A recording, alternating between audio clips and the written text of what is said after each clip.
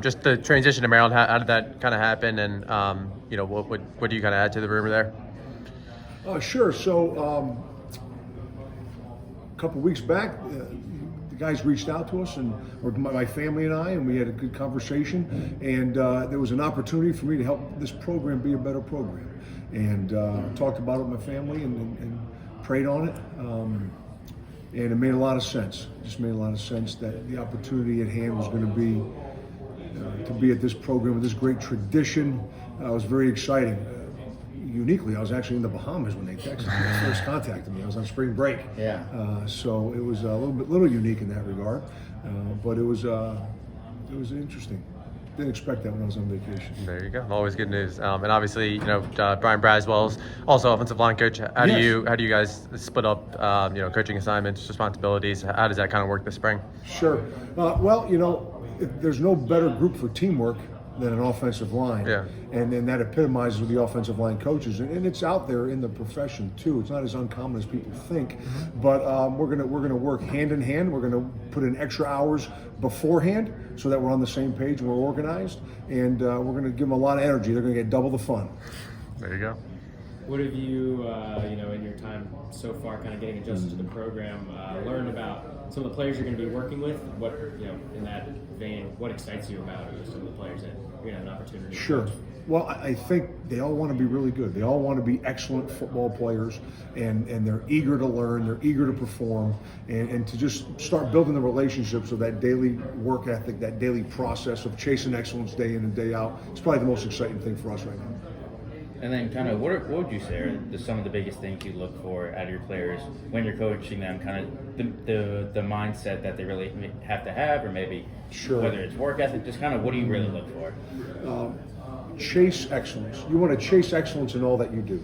You want to chase excellence in the classroom. You want to chase excellence when your sleeping patterns, your nutrition, your study habits, right? Champions do more. And so we're looking for that eagerness, right? We want people that are going to seek excellence, not expect it to come to them. And so we want to find seekers, people that want to walk the road, right? Excellence is a path, not a door.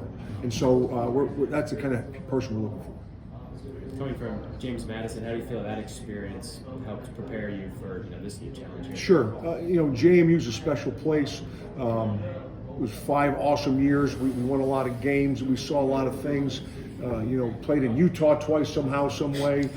We had the FCS component combined with the transition to the FBS component. So those learning curves and that chip on your shoulder idea. So I think JMU's going to put you in a place that you can really be successful in the Sun Belt Conference, and that's going to allow you to grow as a person.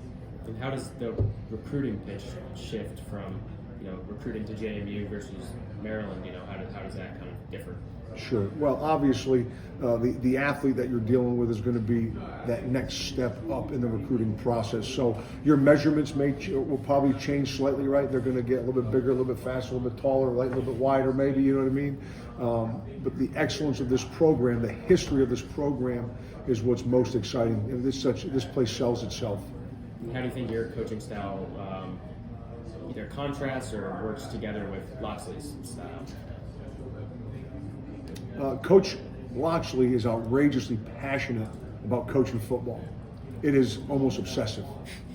And I'm going to try to match that every single day. I know it's obviously a little bit tough just because, you haven't officially worked with the new unit yet. But just, with I guess, Kyle Long, I know he returned, I believe it was 10 games he started last year. But, a lot of these guys are kind of new additions to the program and whatnot. So what does a successful spring for the offensive line look like? Cohesion and chemistry. We need to spend time together, right? Trust is consistency over time will get you trust, right?